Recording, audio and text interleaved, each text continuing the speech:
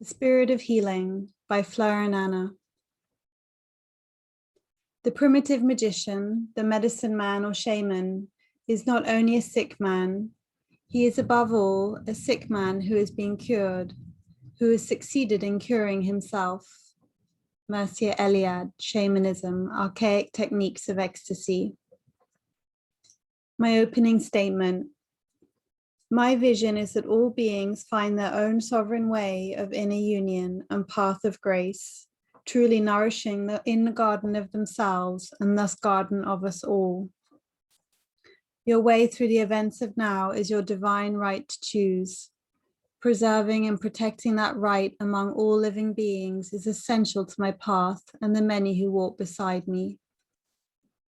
I have come to know and deeply live. It is only within the transparency of existence and integrity of the laws of nature and oneness we can facilitate healing and support the natural blossoming of beauty, love, and play within others. It is in the spirit of that realization I write this article, sharing with you my foundational approach to healing, and offer this as a supportive resource for anyone navigating physical imbalances in this time, whether they are COVID-related or not. Basic assumptions. Firstly, I will share with you some basic assumptions that underlie my approach and the way shown to me and experiences of self-healing, that over time, the years of deep inner work have remained constant, true, and transformationally successful. The first assumption is within each being is a fundamental and inherent capacity to self-heal and restore harmony in the physicality, and that this capacity is primarily brought on through remembering true nature within form, that reorganizes things according to a natural order, harmony, and balance. My next basic assumption is that imbalance is a natural maneuver of spirit in form to initiate change that is required for transformation and the development of a consciousness to occur. Imbalance, therefore, is naturally occurring and is not wrong. And in a way, the word sickness frames physiological imbalances in a way that can deeply disempower the spirit of what is wanting to occur and does little to communicate the sacred. Sickness implies what is occurring is wrong, and although to a certain extent this may be true, in that a gap perhaps is very large, may be calling to be bridged, the framing of consciousness that implies sickness and disease is the enemy, however, to be fought at all costs, demonizes the expression of imbalance in a way that only compounds lack of self-acceptance. This also compounds ignorance to the intelligence of what is occurring, that can be better understood as a natural way of self-correction, a sacred process and catalyst for powerful change within oneself. The medical system leans deeply towards a cut, burn, and eliminate response to imbalance, which tends to compound fear or evil seated in the body, rather than elevating wisdom and intelligence.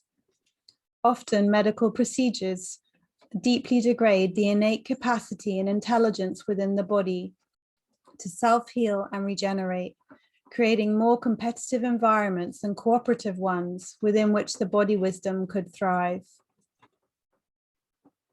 With a cut and burn approach, the problem may well be eliminated, but I ask you, has transformation truly occurred? And how intimate have you been with that change? Has there been any insight? My third basic assumption is that in part what is occurring belongs in its depths to a process of mystery. It is arrogance that assumes to know all and fails to accept the unknowability of existence. We can marvel at our discoveries and insights, but it is a great loss to the wonder of what is revealed when we deem our discovery to be fixed, absolute, or generic, and the science settled. Nothing in existence is generic. There are patterns, there are cycles, but there is also many mysterious anomalies that point to what is unique to each being, what they have lived, and where spirit is calling them to go. Interpretation is useful and supportive along the spiral of healing, as it offers understanding that paves the way for deeper surrender. And yet, interpretation heavily focused on diagnostics and symptomology over time generates paradigms of knowing that appears as energetic collective morphogenic fields of experience and fails to go to the root of the issue. The morphogenic fields pretend to be a fixed wave in an ocean that is fundamentally unfixed, and in actuality always changing.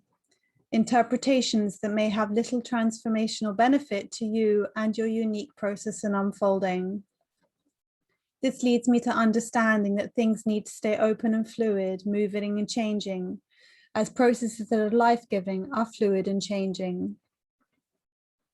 Side note, I am not opposed to medical care and hold deep reverence for the wonders of medical science.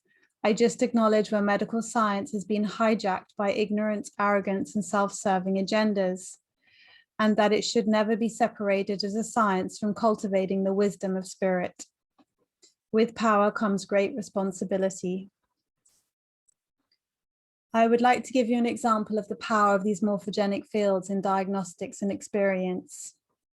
Many years ago, I did a research project with Thessa and Leonora and a few other healers on Parkinson's, where we all worked with a handful of people suffering and diagnosed with the condition. The primary intent of the exploration was to discern the root cause of the phenomena of Parkinson's on the deepest levels of consciousness.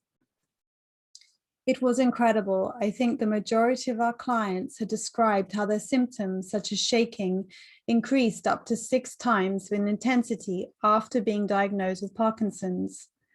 It seemed the diagnosis created a merger with a field of knowing that came with the fixed condition, fixed phenomena we call Parkinson's.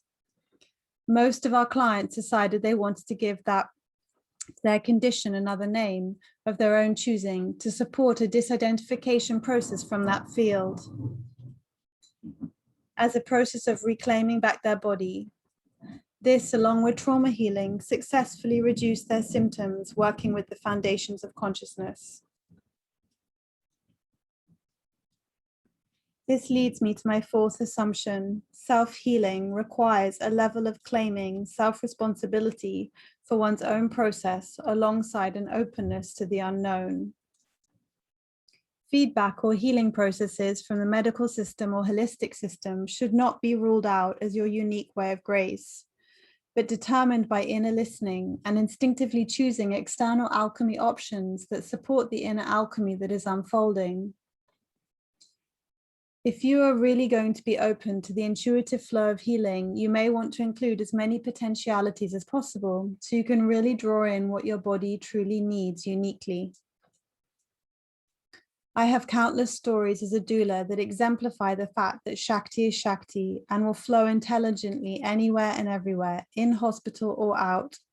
What is essential to the potency of healing and transformation is the depth of surrender and alignment, both inside and out, with what is occurring. My fifth assumption is that you must have the willingness to explore the nature of identity and perception on some level, to appreciate that there is a sense of self that is calling to transform and change, that all the sensations and physical manifestations and symptoms belong to. Ultimately, the willingness of the sense of I or me to become something new holds the key to the entire structure of illness collapsing. The transformation of self really is at the heart and depth of the inner alchemy that any outer alchemy healing protocols wants to complement intuitively. Another foundational element, which I won't go into in depth here, but just to presence it. And this is the role of outside influence. We may call these astral, human, physical, or biological parasites. What I want to name is the role of outside influence in pointing to subtle levels of identification and deficiencies that may otherwise remain hidden and unable to transform as a result.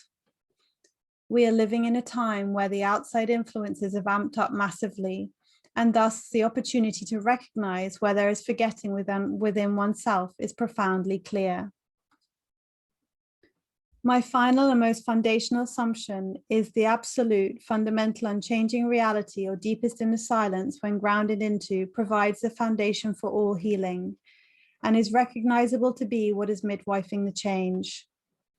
This assumption gives way to the necessary shift from healing to transcendence, from transformation to transmutation, from wholeness and health into avatar and beyond, and above all, into the fulfillment of the self.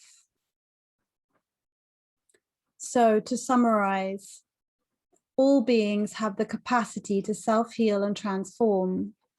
The body's wisdom and spiritual path are entwined in a cooperative and intelligent field of knowing that is not fixed and always moving and changing.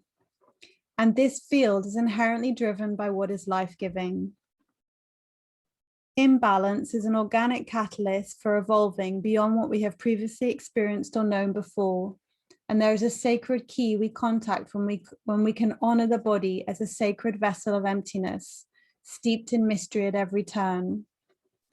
Finally, you develop the necessary resilience and will to transform the more you can surrender and relax into the uncomfortable and often disturbing sensations, processes, and stages of change without running away with the interpretations. The absolute is midwifing the change, and if present, can greatly facilitate the fluidity of transformation that wants to occur. So this is the end of part 1, the spirit of healing, and part 2 will be posted shortly in the next days. And if you have enjoyed listening, I warmly welcome comments below. And please share your experiences. I would love to read them. And yeah, I really encourage you to continue listening to the rest of the recording. And of course, as you're listening, to always be self-referring, which is very foundational to our approach for anyone that has worked with us or knows us. Thank you very much for listening.